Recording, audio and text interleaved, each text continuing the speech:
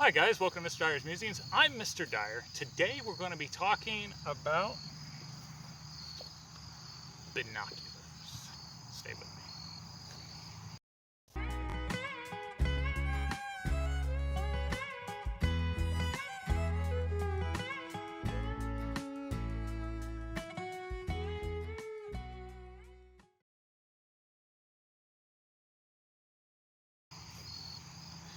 Hey, I want to thank everybody for joining me today and joining me on this journey as we go through and we explore artifacts, we talk about history, their uses, and just look at some really cool stuff, okay?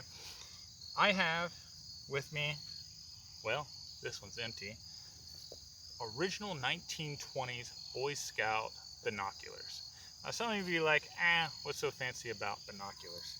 Okay, well, binoculars have been useful. Being able to see long distance have been useful for a very long time. And what's really cool about the ones that I have, they're pretty rare, especially if you are a collector of Boy Scout memorabilia. Now, they came like this, so I'm missing the top. And it has a brass stud and it has a strap. That way the strap can just kind of hook right onto these studs, but go through the strap and come around. And I don't know exactly how it closed, but we can assume, looking at other early binocular cases, how they kind of work. Now when you take them out, they're not brown like the more common brown binoculars of the 1930s and into the 1940s. They're brass bodied. These ones are made by Marchand in Paris, and it has a blue leatherette covering on it. And they work extremely smooth. There's no issues whatsoever for them, bringing them out.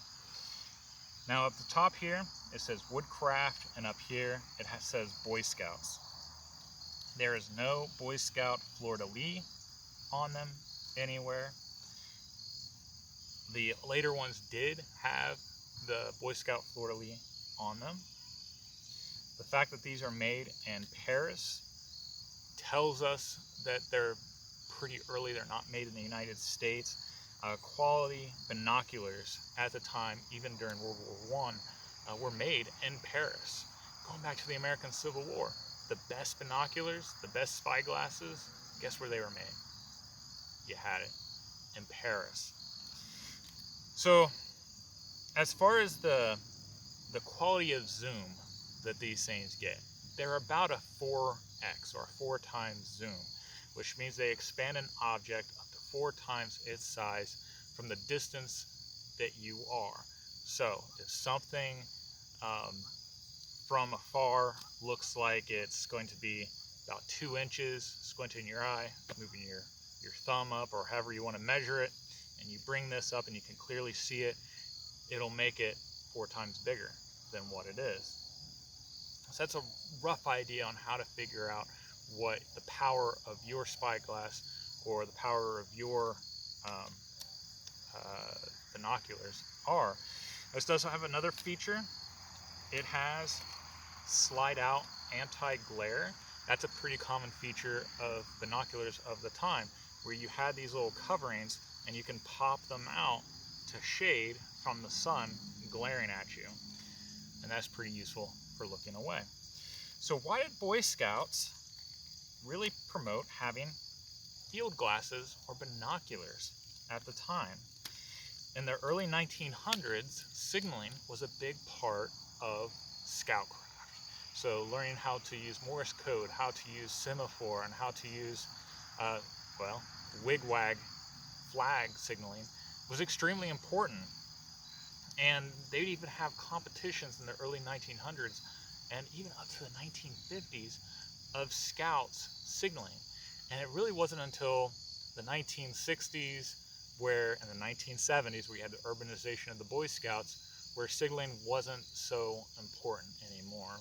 The technology has advanced beyond that for its purposes.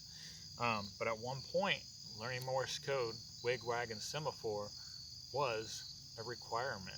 And again, they did have competitions for it. And that's where a lot of your pioneering craft even came in, where you would build towers that are 18 foot tall, and scouts would climb to the top of it and they would signal others. And it was a great preparation for young men who in later life could possibly get drafted or be in the military. It was a very useful tool. It's also very useful when you're signaling in an emergency situation.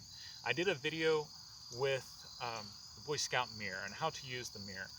And being able to communicate long distances was pretty useful, especially when you're talking about transportation that was much slower back then. And being able to reach long distances when you didn't have a cell phone was more of importance. And we also can't forget about nature, bird study, mammal study, trying to identify trees. If you have a tree where you can't make out the leaves and you don't know the bark, but the leaves are way up top, you can use these to try to identify a tree. So it has a lot of practical uses for the Boy Scouts to carry these. And there's a lot of artwork from Norman Rockwell and other artists, and of course pictures of scouts using the binoculars or using a spyglass for the various scouting purposes. Now, in contemporary bushcraft, contemporary campcraft, it's not talked a lot about using or having binoculars or having some type of field glass. But for scouts, for a naturalist, someone who's going out and bird studying, or again, mammal study, maybe you're hunting, and scopes weren't quite as common in the early 1900s as they are today, field glasses for the old sportsmen just made a lot of practical sense. So I thought that was a really neat piece. It's pretty rare. I see the brown ones all the time. The blue ones are not as common, and these things are still in great condition. Now, what's another use that we can use these for, though? Remember how I keep talking about having multiple ways of starting a fire? Well, you can unscrew these lenses and you can take out a lens and you can use that to start a fire from the sun, which is really useful. I hope you liked this video. I hope you found it useful. If you have a story, scouting story, or even if you're just into campcraft, bird watching, or I don't know, just an avid outdoorsman, what's the story you have where having binoculars was really useful to you, or you enjoy having it? And if you have a story about these older binoculars, and I don't know, maybe you have a different brand or a different Boy Scout set, share that as well. I'd love to hear about it. Thank you for watching my video. Please like it if you do. Please consider subscribing. Check out all my other videos. I've got a ton of them about artifacts, campcraft, and the American Civil War. So check those out, and please consider subscribing, and don't forget to press the bell button so when I have these videos, you get notified. I hope you guys have a wonderful week. Give a kiss and hug to your loved ones, and take care.